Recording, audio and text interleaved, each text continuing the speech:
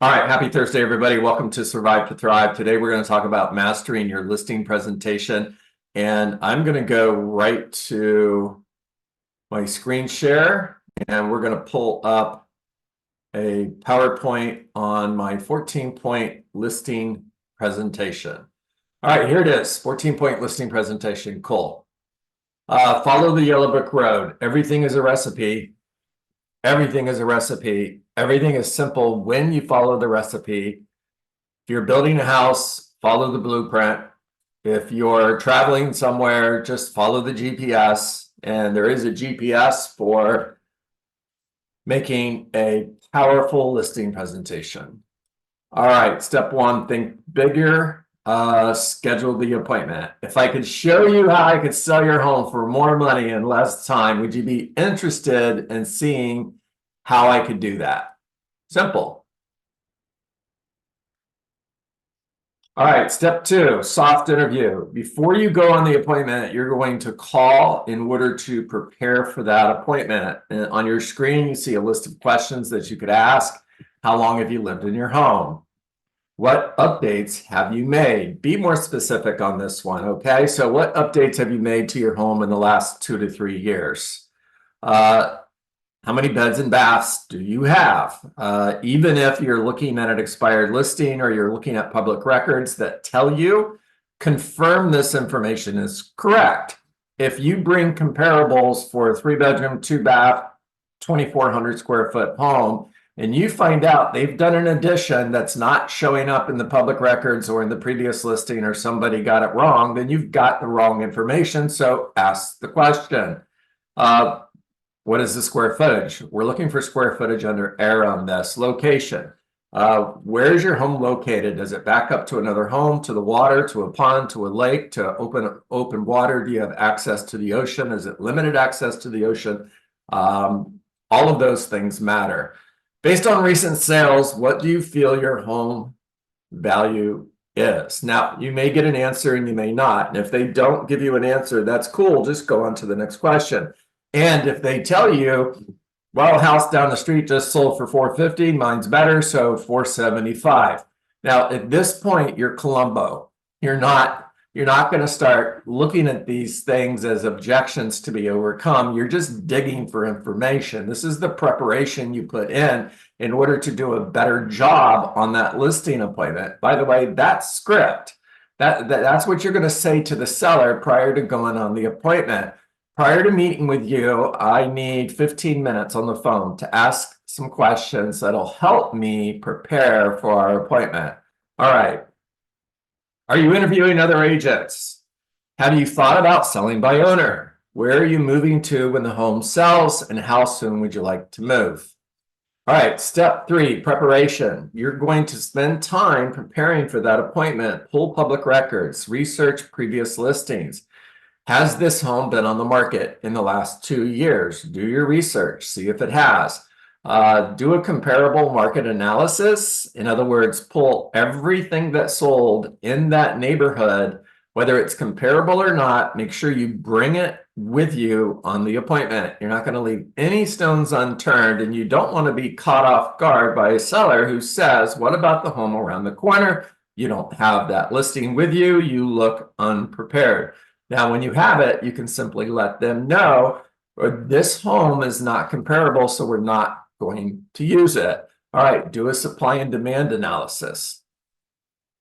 All right, step four, confirm and trial close. So the morning of the appointment, I'm going to call Crystal. Hey, Crystal, John Dietz, confirming our appointment for 4 p.m. today. By the way, when we get together later today, are you going to be ready to put your home on the market?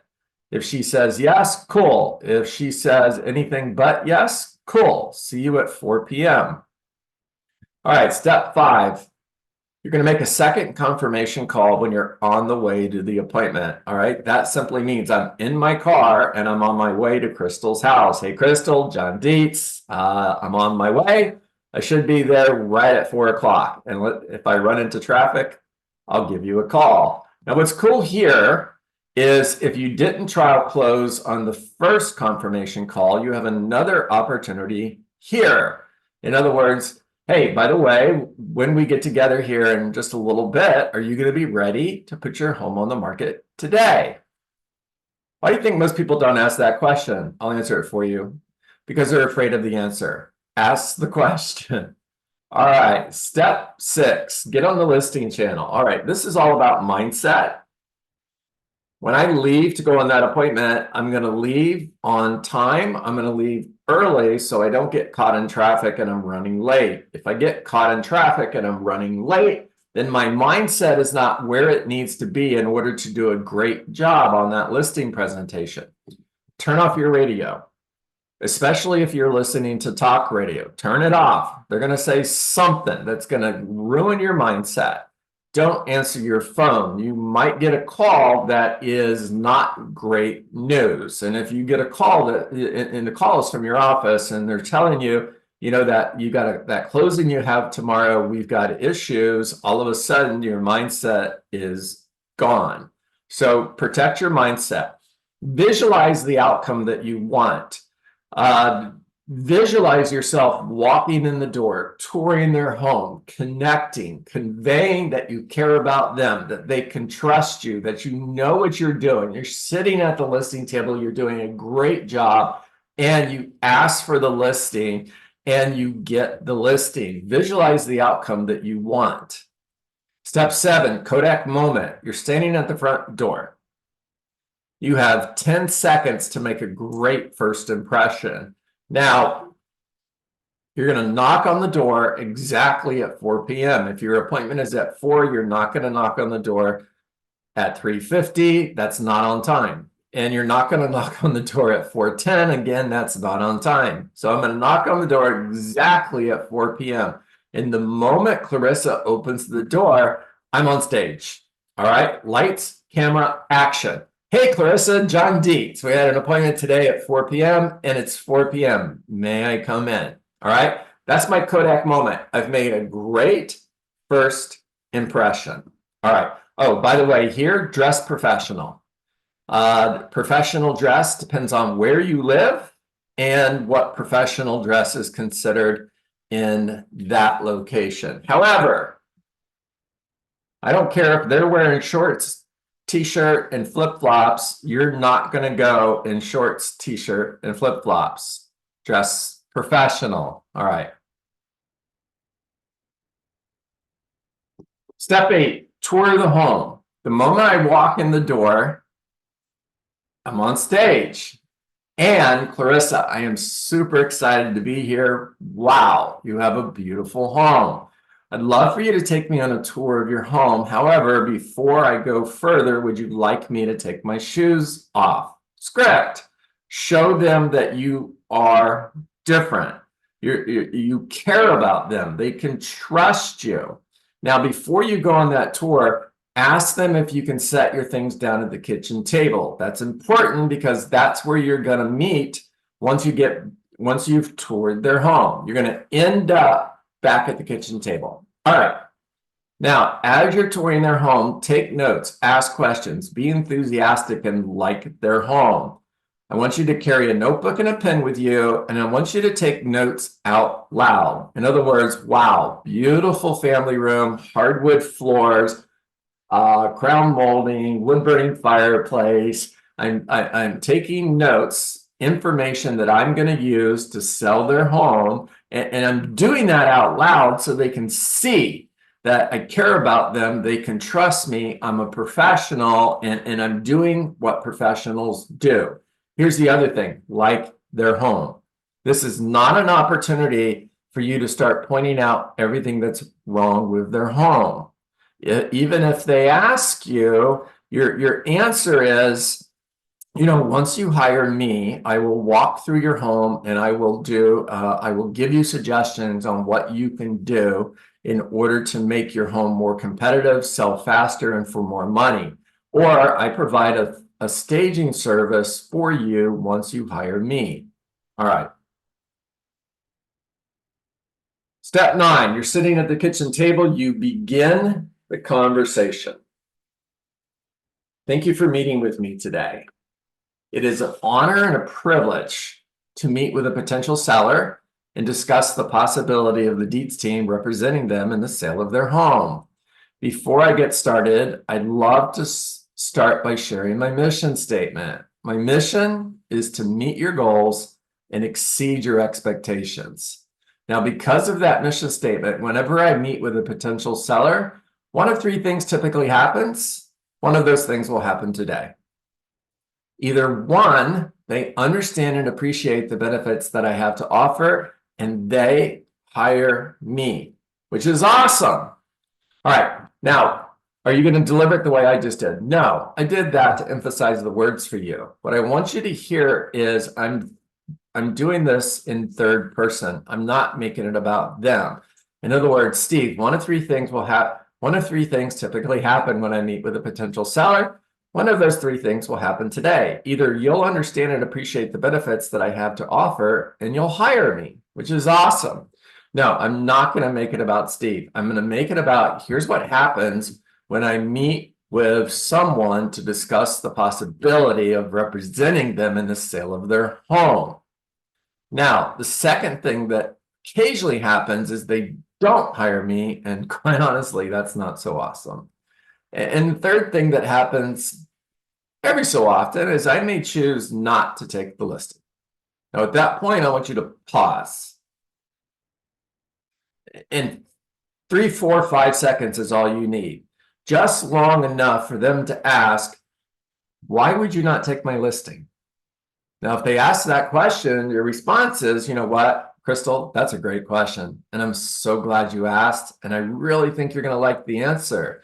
You see, if I meet with a seller who has a goal or an expectation that cannot be met, pay attention, I did not say that I cannot meet.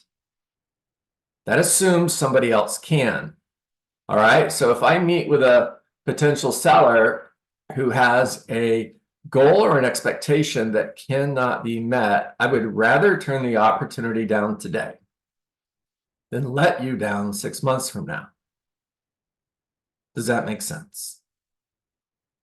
Every single time you're going to hear yes. You'll hear, I really like that. Wow, I haven't heard that before from anybody else.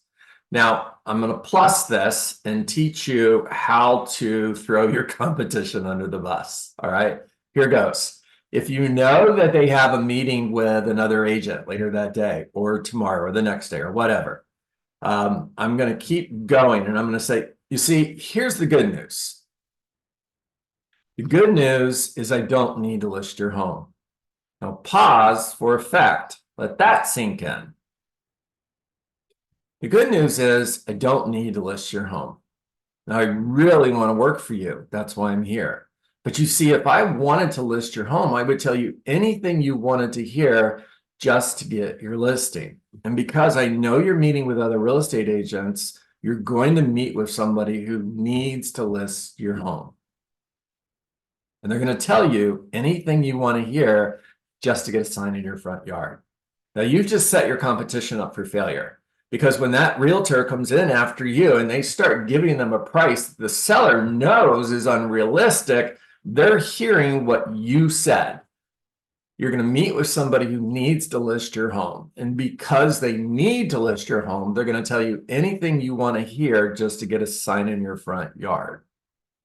Now, I won't do that. I'm going to tell you what you need to hear, not what you want to hear. And if I feel like I'm meeting with a seller who has a goal or an expectation that I cannot meet or exceed, I would rather turn the opportunity down today than let you down 6 months from now. Does that make sense? Again, you're going to hear 100% yes. All right. Now, in order for me to know if I can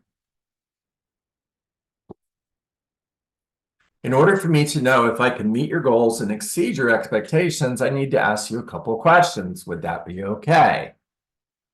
Now, Steve, on a scale of 1 to 10, with 1 being not so good and 10 being awesome, what needs to happen in the sale of your home for you to consider the experience a 10?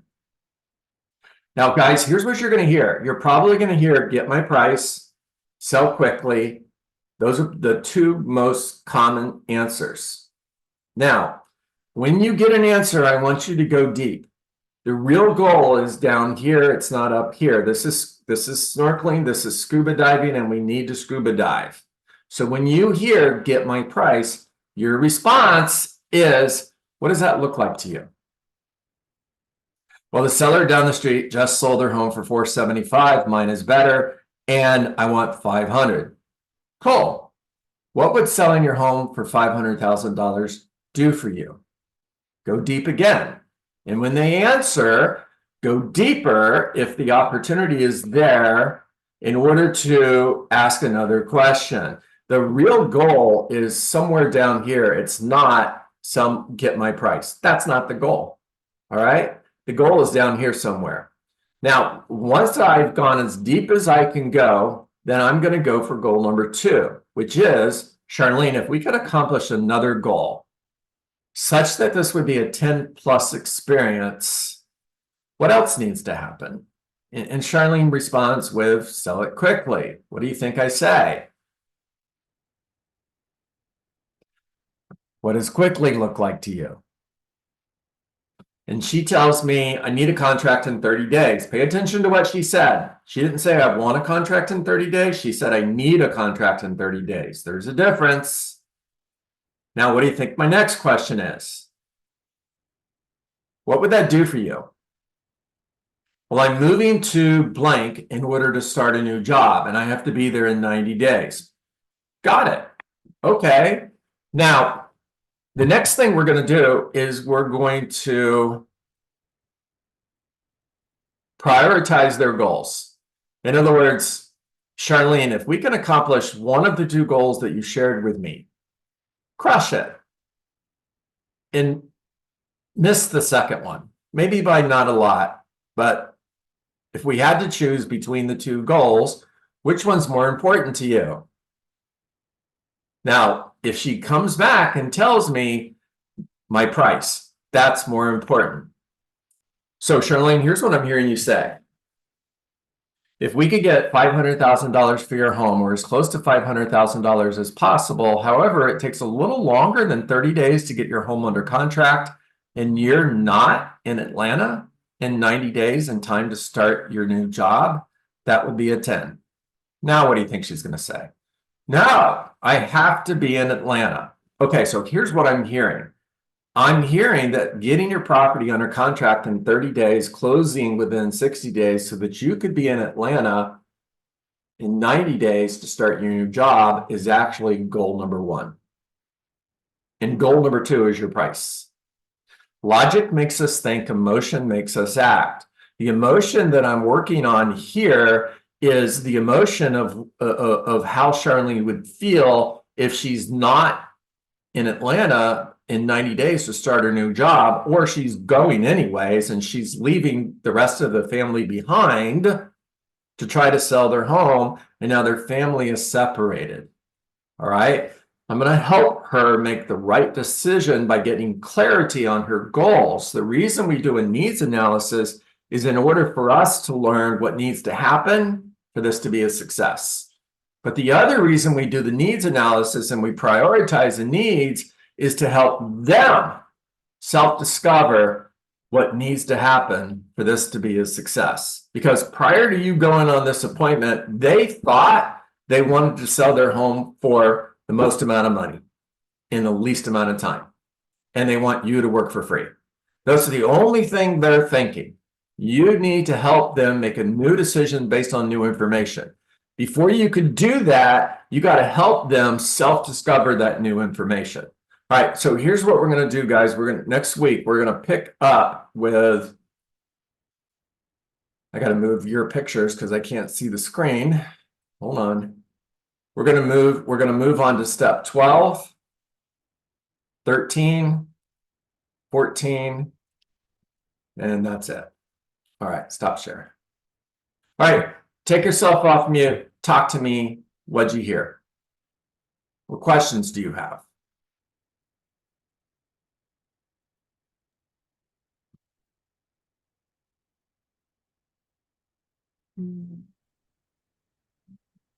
John, can you talk a little bit more about